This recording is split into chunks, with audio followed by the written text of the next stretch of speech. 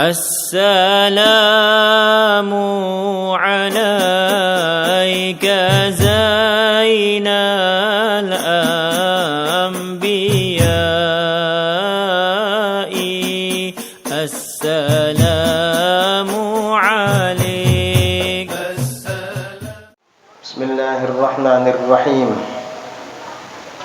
الحمد لله رب العالمين، وصلى الله وسلم على المصطفى الأمين حبيبنا وشفيعنا ومولانا محمد وعلى آله الطاهرين المطهرين وأصحابه الطيبين المهتدين والتابعين لهم بإحسان إلى يوم الدين.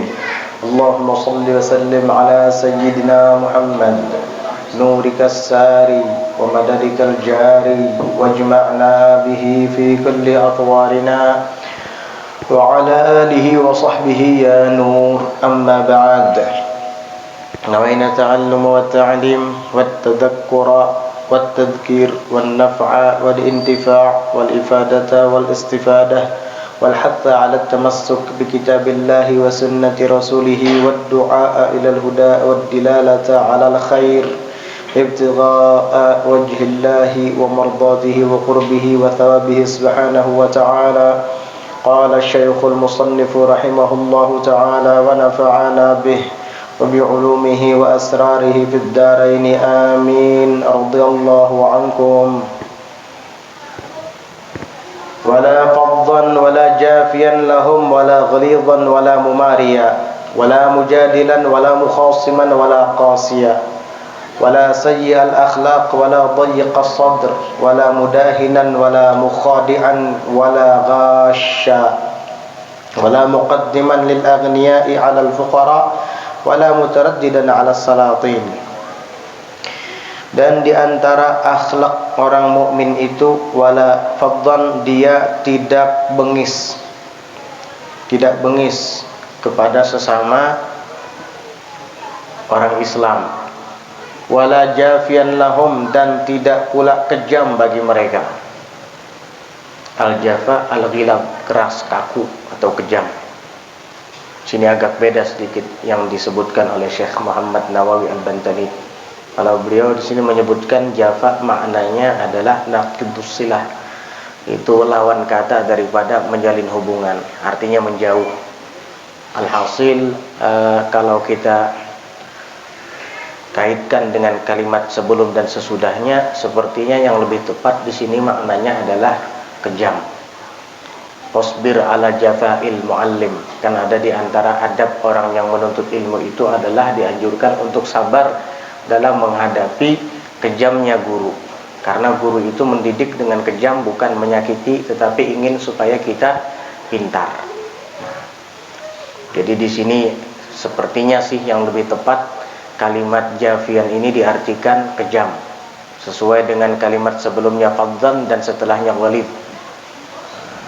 Ya, gitulah bahasa Arab luas. Wala jafian lahum, dan tidak pula kejam bagi mereka sesama orang beriman. Wala ghalidhan, dan tidak pula keras. Itu adalah akhlak orang yang mukmin terhadap mukmin lainnya. Di dalam Al-Quran Allah Subhanahu wa ta'ala menyebutkan fabima rahmatin minallahi linta lahum walau kunta faddan ghalidhal qalbi lam faddu min hawlik. Allah Subhanahu wa ta'ala menjelaskan tentang akhlak Nabi kita Muhammad sallallahu alaihi wasallam. Allah mengkhitab Nabi Muhammad, mengajak bicara Nabi Muhammad.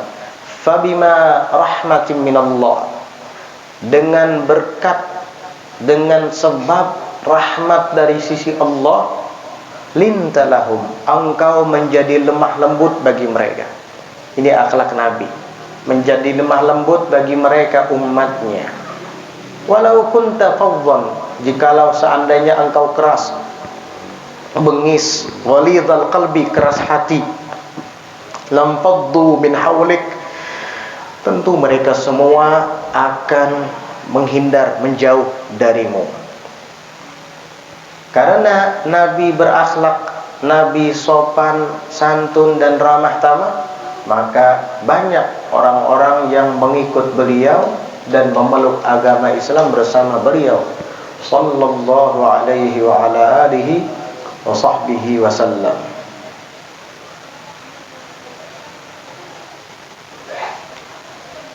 Wala ghalidhan wala mumarian, dan tidak pula mumarian, yaitu senang bertengkar.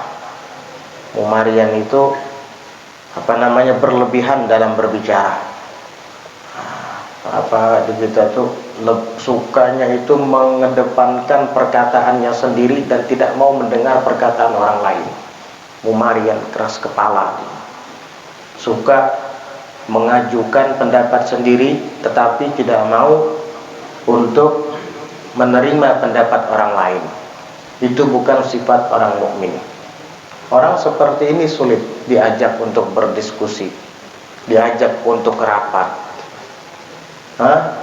Kalau rapat itu kan biasanya sedang menentukan keputusan bersama, maka pendapat yang terbanyak itu yang dipilih. Tapi kalau orang yang mumari, walaupun dia sendiri yang berpendapat seperti itu, orang lain semuanya beda, dia tetap tidak mau mengikut mereka yang berpendapat banyak tersebut, sehingga dia tetap mengedepankan kemauannya. Itu orang yang mumarian. Orang mukmin tidak seperti itu. Wala mumarian, wala mujadilan, dan tidak suka berdebat dalam perihal yang tidak ada gunanya. Tidak suka berdebat apabila sesuatu yang diperdebatkan itu tidak bermanfaat, apalagi tidak menyangkut agama dan akidah. Apakah dilarang kita berdebat? Tidak dilarang sebenarnya. Bahkan ada anjuran untuk berdebat, jikalau di balik perdebatan itu ada kemaslahatan. Itu bagus. Jikalau di balik perdebatan itu ingin mencari titik kebenaran, bukan ingin mencari kalah menang. Kalau perdebatan yang dicari adalah kalah menang, ini hawa nafsu namanya. Nah, ini yang dilarang. Kalau perdebatan yang dimaksud adalah menyangkut perihal akidah, perihal agama dan hukum syariat, supaya terpecahkan dengan tuntas dan baik sesuai dengan ajaran Islam, itu dianjurkan. Makanya di dalam Al-Quran disebutkan, Allah Subhanahu wa ta'ala berfirman, ud'u ila sabili rabbika bil hikmati wal maw'idhatil hasanati wajadilhum billati hiya ahsan. Ud'u ila sabili rabbik, ajak mereka ke jalan Tuhanmu bil hikmah. Pertama dengan hikmah dulu.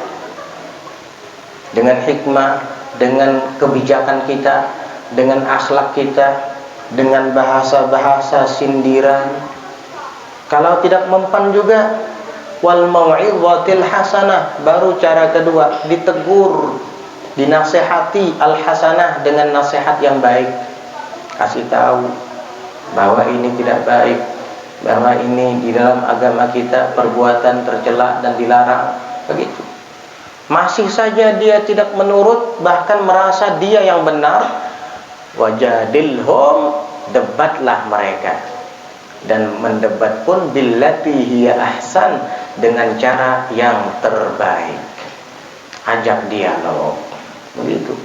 Cuman yang dikedepankan adalah hikmah dulu. Kalau nggak mempan, nasihat yang baik. Kalau nggak mempan juga, baru berdebat. Itu yang terakhir itu. Dan itu pun perdebatan yang menyangkut kemaslahatan agama, bukan perdebatan yang mengakibatkan pertengkaran. Kalau itu tidak boleh. Nah, seperti misal ada orang yang diyakini sebagai tuan guru, lalu dia melakukan perbuatan yang tidak dibenarkan oleh agama. Ditegur, masih saja dia melakukan itu, padahal jelas-jelas syariat melarang. Lalu misalnya kita datangi untuk dialog, gak apa-apa. Tapi billati hiya ahsan, dengan cara yang baik, dengan sopan. Orang sekarang menyebutnya dengan tabayyun. Kan begitu, tabayyun. Masing-masing mencari titik terang, mana yang benar, mana yang salah, biar saling insaf, saling menerima. Kan enak kayak begitu. Misalkan ada orang dikenal sebagai guru agama, bahkan mungkin diyakini sebagai orang wali misalnya ya, tapi salaman sama perempuan, syariat tidak dipelihara, muru'ah tidak dijaga, omongan tidak dikontrol, bicara jorok tidak merasa bersalah, sepertinya biasa-biasa saja. Lalu misalkan kita tegur dengan cara baik, tetap saja tak mempan. Nah, kita boleh mengasih tahu kepada dia dengan jidal, tapi billati hiya ahsan, karena itu termasuk nahyul munkar. Atau dengan bahasa halusnya amr ma'ruf, al-amru bil ma'ruf, mengajak dia supaya menjadi baik, sebab dia adalah panutan, dia adalah figur bagi masyarakat awam. Tuan guru, pian orang mulia, orang hebat, orang alim, Masya Allah, semua masyarakat mengakui keilmuan pian. Tapi sayang, kalau pian berjabatan tangan dengan wanita yang bukan mahram, pian tahu sendiri dalam agama kita apa hukumnya itu. Dan arba' madzhab sepakat bahwa berjabatan tangan dengan wanita yang bukan mahram, jika dia masih muda, itu semua 4 mazhab sepakat hukumnya haram, nggak boleh. Kecuali mazhab Abu Hanifah, khusus bagi ajuz syauha la tushtaha, orang tua yang sudah keriput, yang sudah tidak disyahwati lagi, dikepingini lagi. Ini karena tidak ada indikasi fitnah, tidak akan berpotensi kepada fitnah, sehingga kata Abu Hanifah nggak apa-apa. Tapi mazhab yang lain, Imam Syafi'i apalagi Maliki dan Hambali, tetap tidak boleh, mau itu tua ataupun muda. Alasan mereka apa? Ma min laqitatin illa walaha, ma min saqitatin illa walaha laqitah. Tidak ada buah yang jatuh kecuali pasti ada yang menjatuh. Artinya betul, memang kamu tidak kepingin lagi sama nenek itu karena dia sudah keriput, dia sudah tidak dikepingininya, tidak dikepingini lagi. Tapi kamu masih muda. Siapa yang berani menjamin kalau hati nenek itu tidak naksir sama kamu?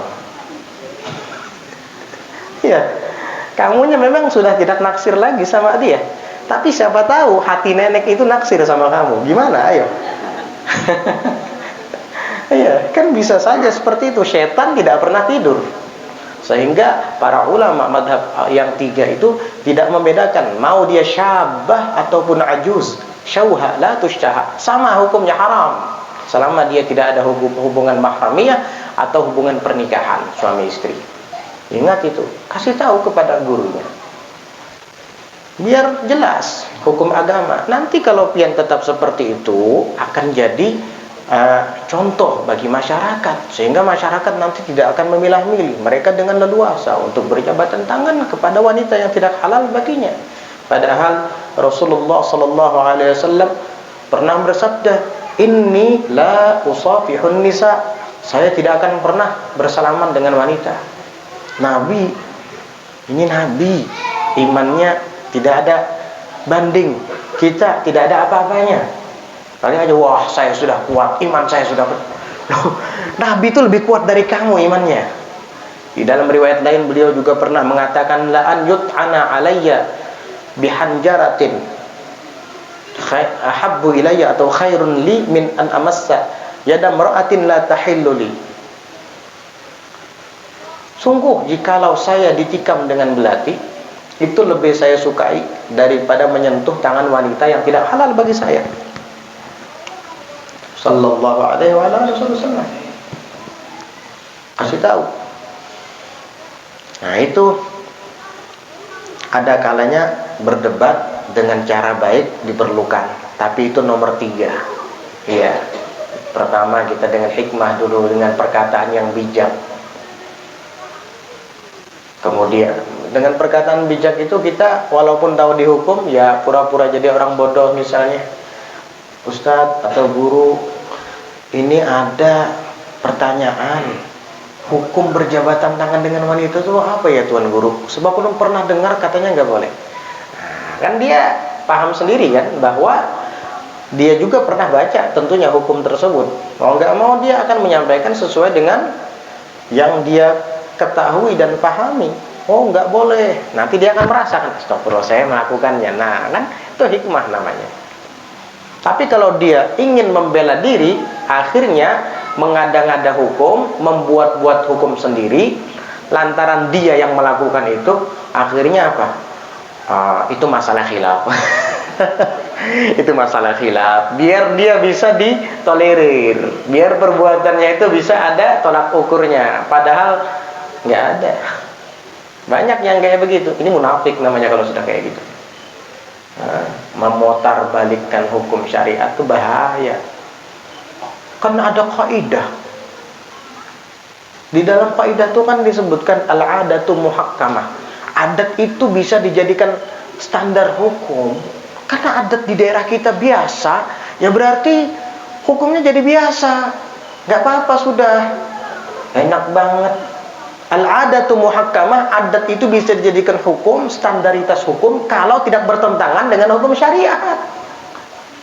Kalau sudah bertentangan dengan hukum syariat, gak bisa memakai al-adatu muhakkamah. Masa gara-gara kaidah fikih hadis jadi kalah? Emang lebih kuat kaidah fikih apa hadis? Ya, kalau al-adatu muhakkamah, semua yang menjadi kebiasaan jadi halal gara-gara adat, kenapa Rasulullah memerangi adat jahiliyah? Ya, gara-gara adat kebiasaan sesuatu yang haram itu bisa dijadikan halal gara-gara adat, standarnya adat misalnya, standar hukumnya adat, bisa-bisa di daerah yang terkenal dengan narkobanya halal semua, khusus di daerah situ. Begitu. Biasa orang sini kalau minum 1 gelas tuh setiap hari itu minuman keras. Biasa sudah adat halal. Wah, enak banget. Belajar usul yang benar, belajar qawaid yang benar. Usulul fiqh, qawaidul fiqh, bukan asal-asalan menurut otakmu ingin membela diri supaya dibenarkan. Lalu dia mengarang-arang, naudzubillah, memanipulasi hukum agama. Nah, ini lebih parah dosanya daripada memanipulasi keduniawian. Penipuan atas nama agama, bahaya. Lebih besar dosanya daripada penipuan dunia. Hati-hati itu. Nah, jadi begitu. Kalau enggak mempan juga kita nasihati. Sudah dengan hikmah kita bertanya, masih saja gitu. Nasihatilah. Maaf Tuan Guru, itu yang dimaksud dengan kaidah begini. Dan kita harus paham tentang asal usul kaidah itu berangkat dari riwayat siapa, hadisnya bagaimana. Pian baca gak kitab Al-Ashbah wan Nadhair karangan Imam Jalaluddin Asyuti misalnya, coba baca di situ, baca syarahnya juga, kan enak. Gak mempan juga, ajak dialog. Kok pian masih membangkang ya? Bang, dalil pian apa? Coba ulun mau dengar. Gitu. Tapi dengan cara yang baik tentunya ya. Kalau yang kayak orang lebih tua dari kita ya kita harus bahasanya lebih sopan gitu. Itu jika tidak mempan dengan hikmah, dengan mau'izah hasanah, baru jidal atau mujadalah.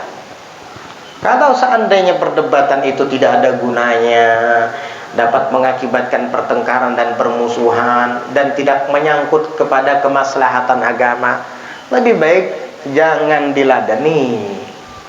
Iya, jangan dihiraukan. Duduk di warung asyik, ngopi, makan kue, makan lamper, ya, datang. Ikam tahulah siapa nang sebenarnya diriku. Ngapain? Emang kalau tahu kenapa? Ikam tahulah Nur Muhammad tuh andaknya di mana? Ini nggak manfaat ini. Jangan dihiraukan. Orang yang seperti ini mau bertengkar sama kamu. Artinya hendak mengolah huwal. Tahu lah ikam? Ada tahu. Hendak tahu lah ikam? Ada. Saya saja ada anak tahu. Sudah ambiham. Wah, ikam kan boleh, ikam harus tahu. Iyalah, aja ikam aja yang tahu. Biar dia ada tahu. Itu aja dah. Kada ikam tinggalkan jauh, selesai. Ya, ini berdebat yang tidak ada manfaatnya, jangan diladeni. Saya sering ditanya kayak gitu sama kawan-kawan yang di majelis. Dia bilang, Bib, ulun ditakuni orang, siapa gerang jer, asal diri, mau ada tahu kafir, jangan didengari, jangan dibalasi, ditekan. Emang asal diri apa yang menentukan seseorang itu mukmin atau kafirnya? Asal mengetahui asal diri baru bisa dikatakan orang itu mukmin atau kafir. Jelas-jelas sudah disebutkan di dalam banyak riwayat oleh para ulama juga bahwa syurut masuknya Islam itu syaratnya adalah an-nutqu bisyahadatain. Cukup dengan mengucap 2 kalimat syahadat sudah kamu muslim, mukmin, selesai. Itu paling sedikitnya sudah. Walaupun ahli maksiat, kalau dia masih mengucap 2 kalimat syahadat, maksiatnya tidak akan membuat dia kepada kekufuran. Selesai, tetap mukmin dia, tapi mukmin yang berdosa, mukmin yang bermaksiat. Selama dia tidak melakukan sebab-sebab kekufuran. Enggak ada syarat sah masuk Islam adalah mengenal diri. Enggak ada begitu. An-nutqu bisyahadatain, mengucap 2 kalimat syahadat. Orang kafir mau masuk Islam, suruh bimbing ucap 2 kalimat syahadat, asyhadu an la ilaha illallah wa asyhadu anna muhammadar rasulullah. Muslim sudah, mukmin. Siapa yang bilang? Abul Hasan Al-Asy'ari. Siapa yang bilang? Bilang Abu Mansur Al-Maturidi. Siapa yang bilang? Sahabat. Siapa yang bilang? Rasulullah sallallahu alaihi wasallam. Selesai. Ente siapa yang bilang? Siapa ente? Ente siapa yang bilang? Kena nang diburukakan Abdul Hamid Abulung, Datu Sanggul nang diburukakan, Datu Muning kesian sidin. Amang bujur sidin maka itu pander. Nah, ini orang meranyau orangnya, jangan diherani. Nah, ini yang dimaksud oleh Al-Habib Abdullah bin Ali Al-Haddad di dalam kitab Sulam Taufiq yang dikutip oleh Imam Abdullah bin Sabit Tahir, yaitu jidal yang tidak ada gunanya seperti tadi. Kamu kada tahu lawan nang asal diri itu sembah, ikam sembahyang tersembah dinding. Oh iyalah, aja jerikam tapi aku kada kayak itu. Kada kawa kayak apa? Tahulah hatiku ikam. Tahulah ikam isi hatiku apa? Sembah dinding, tersembah dinding. Itu masalah sujud itu tergantung hati. Masa orang sembahyang ketika menghadap dinding niatnya sujud kepada dinding? Ente aja yang maksa-maksakan niat orang seperti itu. Orang nggak kayak gitu niatnya. Tanya aja orang awam sekalipun. Jika kenapa sujud? Palingnya menjawab, sembahyang tuh termasuk rukun sembahyang sujud kono. Nah sudah, itu cukup. Adalah ikam sujud lawan dinding kan? Nggak ada yang bilang kayak gitu. Cuma ente aja yang bilang cari-cari huwal. Bab bikin buku, bikin kitab ada babnya. Bab kalau sujud tersembah dinding. Bikin sendiri kamu bab. Nggak ada bab kayak gitu. Kamu yang cari-cari gara-gara sendiri. Dicari-cari masalah. Ini yang membuat Bani Israel terdahulu dilaknat sama Allah Ta'ala. Yang tidak ada pembahasannya dalam agama, dicari-cari. Itu nggak ada gunanya. Yang kayak gini jangan didengerin. Ma kullu su'alin lahu jawabu wa jawabu ma takrahu as-sukutu. Tidak semua pertanyaan harus dijawab. Jawaban yang tidak kamu sukai adalah diam. Itu jadi jawabannya apa? Diam. Diam itu jawaban. Jadi jawaban itu tidak harus pertanyaan ini jawabannya B, nggak harus. Ketika orang menanyakan sesuatu yang tidak manfaat tadi, apalagi niatnya hendak menghwal kita, diam. Ya itulah jawabannya sudah. Diam bukan berarti kalah. Iya. Justru dengan diam itu kita menang. Ini yang kekalahan. Percaya atau kada-kada, lihat aja jangan dah lagi bertemuan kita. Bah, yang itu aja sombong benar gitu ya. Ini yang kalah. Imam Syafi'i itu yang mengatakan, idza nataqas safihu fala tujibhu wa khairun min ijabatihi as-sukutu fa innaka in ajabtahu farajtah anhu wa in khallaitahu kamadan yamutu. Kata Imam Syafi'i, kalau orang bodoh bicara jangan kamu jawab, dan yang lebih baik daripada menjawabnya as-sukutu, diam. Fa innaka in ajabtahu farajtah anhu. Karena kalau kamu jawab, kamu membuat dia senang. Wah, tambah jadi untuk benahap aja lu dulu. Wah, ada kayak itu, nah, mulai datang. Nah, lalu menahapi aja. Begitu tuh, biasanya begitu. Farajdan wa in khallaitahu kamadan yamutu. Tapi kalau kamu tinggalkan, jangan dijawab kamadan yamutu, sampai matinya kesal. Punya Allah, mempukut hatiku jer. Uyuh-uyuh manu hadirannya. Nah, itulah sebaik-baik jawaban. Jangan takut dibilang kalah, bukan. Ustadz Muhammad, bawa neng ini karena kamu menjawab. Bukannya karena kamu menjawab, ente bahlul. Iya. Kan ada dulu tuh ada iklan, udah lama sih. Iklan. Lelaki tanding kalau sebanding, kan gitu. Ente nggak selevel sama anak, baca kitabnya nggak bisa. Mau nahu sorab nggak ngerti. Apa itu ilmu aqaid nggak ngerti. Apa itu ilmu tauhid nggak paham. Apa definisi tauhid lughatan dan istilahannya itu nggak paham. Wah tuh syara'annya apa nggak tahu. Ini kadang orang awam sekarang ini ya, pintar ngomong loh orang awam sekarang ini. Ketika kita mengatakan sebuah hukum, beb hukumnya apa ini? Oh itu makruh. Kada haram makruh aja. Di kitab apa? Nggak perlu ente nanya di kitab apa. Kalau nanya sama ulama dijawab iruti sudah. Memang di kitab apa ente bisa baca kitab? Di kitab apa? Nah kalau anak bilang di kitab Minhaj halaman sekian, bab sekian, baca ente bisa.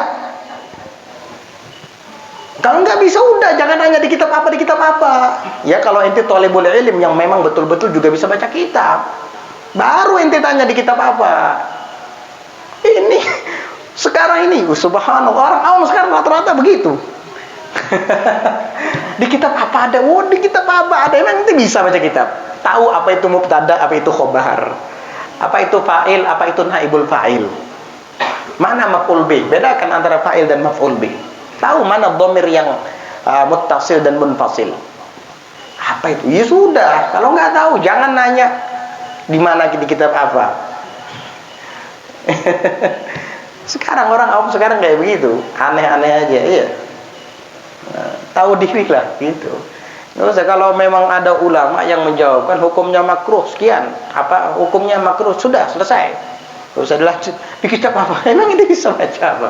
Kalau dikasih kitabnya bisa baca itu. Ya udah. Nah lain kalau sesama teman, misalnya yang ini guru juga, yang ini guru juga, dia kadang bertanya kepada kita sesama guru misalnya bukan karena dia tidak tahu jawaban, pertanyaannya itu kadang-kala ingin memperkuat pemahaman dia. Betul nggak apa yang saya pahami itu sesuai dengan yang dipahami oleh teman saya?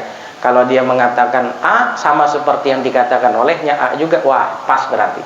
Baru dipatwakan kepada masyarakat awam. Itu nggak apa-apa, itu diskusi. Imam Syafi'i sering seperti itu. Imam Syafi'i dengan Sufyan bin Uyainah, teman diskusi beliau, guru beliau malahan Sufyan bin Uyainah itu. Juga pernah berdiskusi dengan Imam Sufyan Ats-Tsauri. Begitulah orang terdahulu. Mereka berdebat, berdiskusi untuk mencari kebenaran, bukan untuk mencari kalah menang. Kalau ada orang mengajak berdebat untuk mencari kalah menang, apalagi yang diperdebatkan itu tidak ada sangkut pautnya dengan agama atau kemaslahatan umat, jangan, tinggalkan aja. Tapi kalau menyangkut kemaslahatan umat, menyangkut tentang kesesatan umat, jika kita diam, wajib kita bicara. Kalau enggak kita dituntut sama Allah nanti di hari kiamat. Ada orang membuat kuburan palsu misalnya, jelas-jelas nggak ada di situ makam sayyid atau habaib, dibilang habib sama orang ini, misal ini ya, misal, jangan kemana-mana pikirannya, misal ada kayak gitu ya. Ya kita yang paham, tahu, ngerti, apalagi paham dengan sejarah nasab Alawi, apalagi dia adalah berdarah Alawi, sayyid, habib, wajib angkat bicara. Kalau enggak dosa dia. Nanti umat semuanya mengakui ini habib padahal bukan. Apalagi makomnya meragukan misalnya. Akhirnya apa? Kamu yang tahu diam, kamu yang dosa. Orang awam itu seperti orang buta yang sedang berjalan, lalu di depannya ada jurang. Kamu melihat, tapi kamu diam, biarnya gugur. Mati mereka, kamu yang tanggung jawab.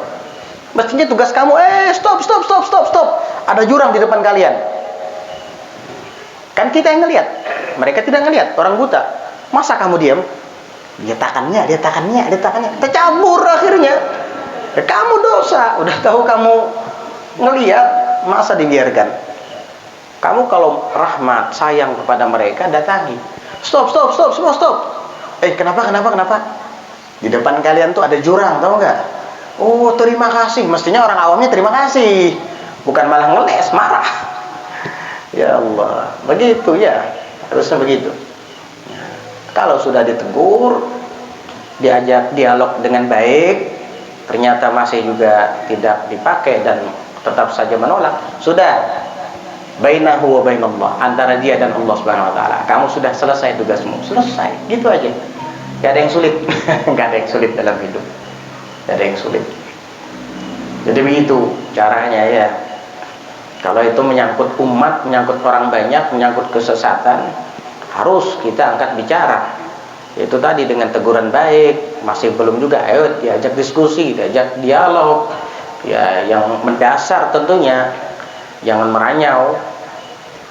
Ya. Orang sekarang ini banyak yang meranyau-ranyau kayak gitu, macam-macam. Ya Allah, ya Allah, ngeri, bahasanya ngeri-ngeri sekarang apalagi. Wah. Wala mukhasiman, dan tidak boleh pula mukhasiman, bermusuh-musuhan. Nah ini bermusuh-musuhan. Bermusuh-musuhan itu bertengkar artinya. Itu tadi yang kayak tadi itu ngajak bertengkar, jangan dihiraukan.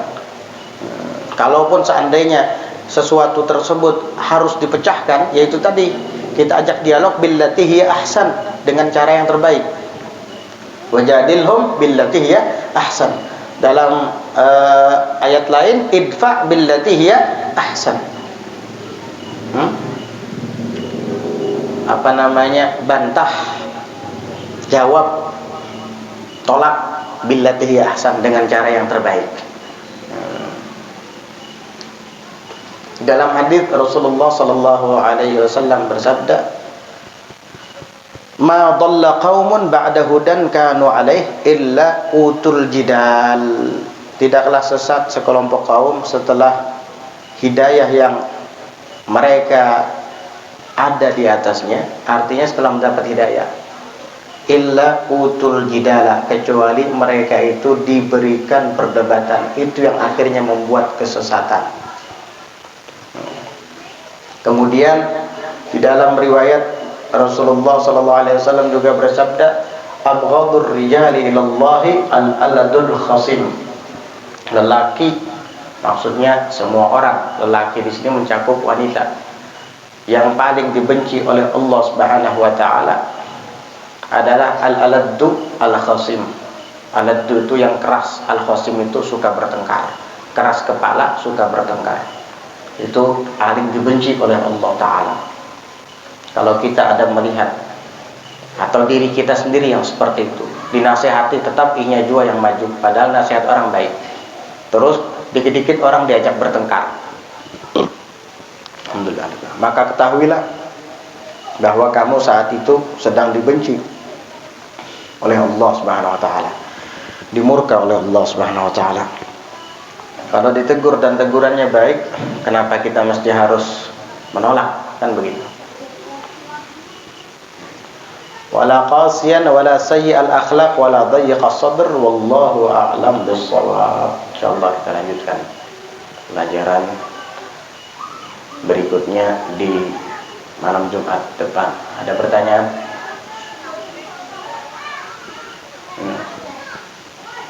Ya ada. Fatihah bil qabul tamam kulli sulul hadratir rasul nabiyatul Muhammadin sallallahu alaihi wa ala alihi wasallam. Al-Fatihah. أعوذ بالله من الشيطان الرجيم. بسم الله الرحمن الرحيم. الحمد لله رب العالمين الرحمن الرحيم مالك يوم الدين. إياك نعبد وإياك نستعين اهدنا الصراط المستقيم صراط الذين أنعمت عليهم غير المغضوب عليهم ولا الضالين. آمين.